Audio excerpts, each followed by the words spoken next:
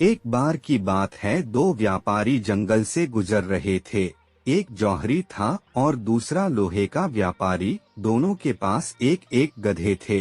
जौहरी के गधे की पीठ रेशम के कपड़े से ढकी थी और वह कीमती स्वर्ण आभूषणों और हीरे जवाहरातों से भरे से 2 थैले अपनी पीठ पर लादे हुए था। वहीं लोहे के व्यापारी के गधे की पीठ पर साधारण कपड़ा था और वह लोहे की छड़े अपनी पीठ पर लादे हुए था। जौहरी के गधे को इस बात का घमंड था कि वह स्वर्ण आभूषण और हीरे जवाहरात लाद कर ले जा रहा है। वह बार बार अपनी बातों से लोहे के व्यापारी के गधे को नीचा दिखा रहा था। लोहे के व्यापारी के गधे को बहुत बुरा लग रहा था, लेकिन वह चुपचाप जौहरी के गधे की बातें सुन रहा था।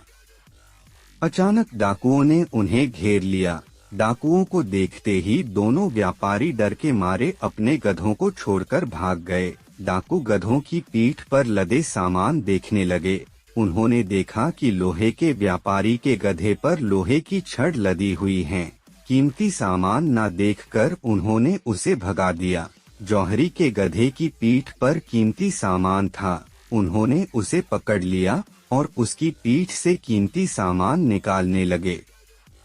गधा जब भी विरोध करता, वे लाठी से उसकी खूब सुताई करते हैं। घमंडी गधे को उसके घमंड का फल मिल गया था।